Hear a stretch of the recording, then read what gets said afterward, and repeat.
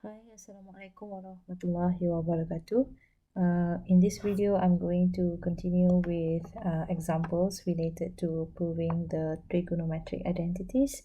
And these are the basic trigonometric identities, which I'm sure a lot of you are familiar with.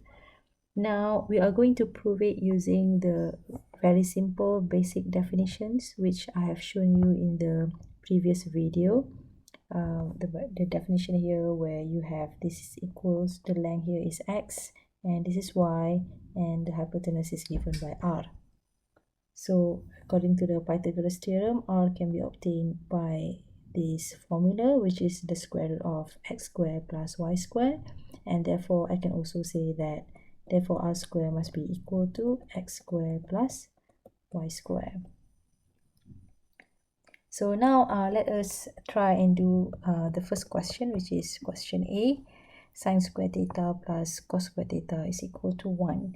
Now I'm going to consider the very basic definition here that I've got over here, which is r square is equal to x square plus y square.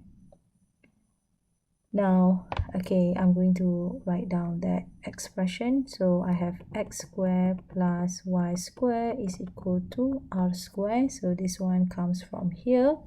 Now what happens if I divide the left hand side with the with r squared, and also the right hand side also must be divided with r squared. So now I'm going to divide the whole thing with r squared, and so the right hand side must also be divided with r squared. So next I have x squared over r squared plus y squared over r squared. This is equals to 1. Next I can write down this in terms of x over r squared plus y over r squared is equal to 1. And according to the definition, x over r is cosine of theta. So this is cosine of theta squared plus y over r here is sine of theta, so sine of theta square equals to 1, and this can be written as cos square theta plus sine square theta equals to 1. And there you go, you have managed to prove the Pythagorean identity. Okay, so this is for question A. Now how about question B? Let's look at question B.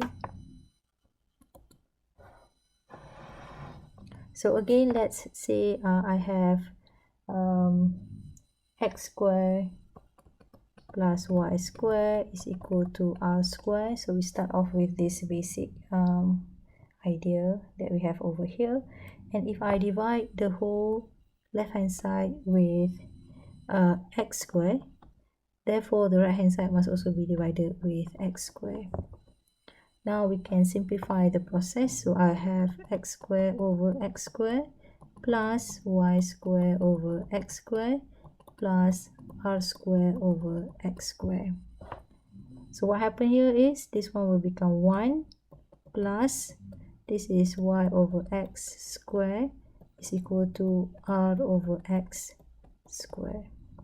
So this is 1 plus, so y over x is a definition for tangent. So this will be tangent theta square.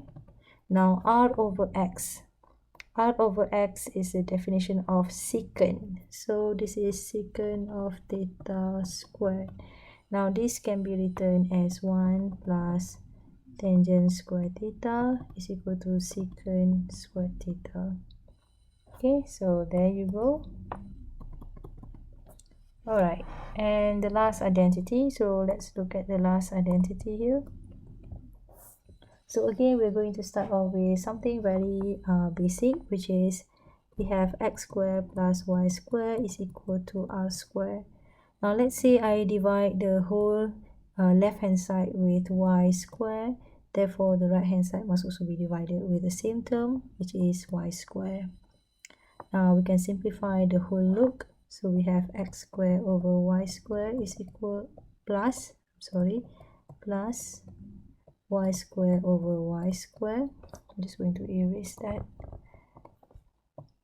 Okay, so that will plus, this will be r square over y square.